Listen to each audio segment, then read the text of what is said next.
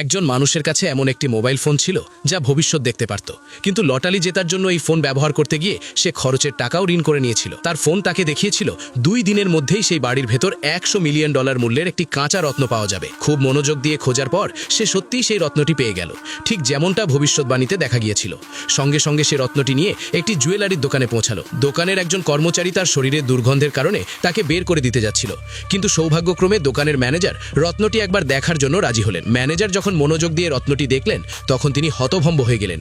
এটি ছিল একেবারে টপ গ্রেডের একটি জেমস্টোন। ম্যানেজার তাকে 10 লাখ দেওয়ার প্রস্তাব দিলেন।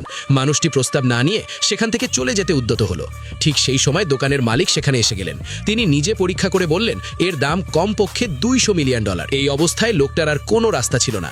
বাধ্য হয়ে সে সেই দামে রত্নটি বিক্রি করে দিল, কারণ এর আগে সে একটি বড় কনস্ট্রাকশন প্রজেক্টে $500 মিলিয়ন ভয়াবহ ক্ষতির মুখে পড়েছিল। কিছু সময় পর সেই লোকটার ফোন আবার ভবিষ্যৎবাণী দেখালো। ফোনে দেখা গেল যে কনস্ট্রাকশন প্রজেক্টটি সে কিনেছিল তার দাম 10 গুণ বাড়তে চলেছে। এটা শুনেই সেই মানুষটি সঙ্গে সঙ্গে $1 মিলিয়ন সেই প্রজেক্টটি কেনার প্রস্তাব দিল। ম্যানেজার কোনো চিন্তা না করেই রাজি হয়ে গেলেন। লোকটি যে জায়গাটি কিনলো সেটি আসলে ছিল একটি পরিত্যক্ত ও মূল্যহীন প্রপার্টি। কিন্তু বাড়ি ফিরে সে শুনতে পেল তার শ্বশুর শাশুড়ি বলছে এই বিল্ডিং খুব শিগগিরই আকাশ ছোঁয়া হতে যাচ্ছে। তখনই সে বুঝতে পারল ওই মানুষটি খুব চালাকির সঙ্গে তাকে ধোঁকা দিয়েছে। এই সময় সেই লোকটার ফোন তাকে আবার একটি নতুন অপশন দেখালো, নিজের সব সম্পত্তির বিনিময়ে একটি সুপার পাওয়ার নেওয়ার সুযোগ। এক মুহূর্ত না ভেবে সে সঙ্গে সঙ্গে অলি বাটনে চাপ দিল। পরের মুহূর্তেই সে অনুভব করলো তার ক্ষমতা জেগে উঠেছে। এখন সে নিজের চোখ দিয়েই যে কোনো ধন সম্পদের আসল পরিচয় দেখতে পারে। একদিন হঠাৎ করেই সে লক্ষ্য করলো একটি কোম্পানির চেয়ারম্যানের সবচেয়ে প্রিয় চায়ের কেটলিটি আসলে একটি নকল ও ত্রুটিপূর্ণ কপি। সে সরাসরি চেয়ারম্যানকে জানিয়ে দিল যে এটি আসল নয়। এতে চেয়ারম্যান ভীষণভাবে প্রভাবিত হলেন।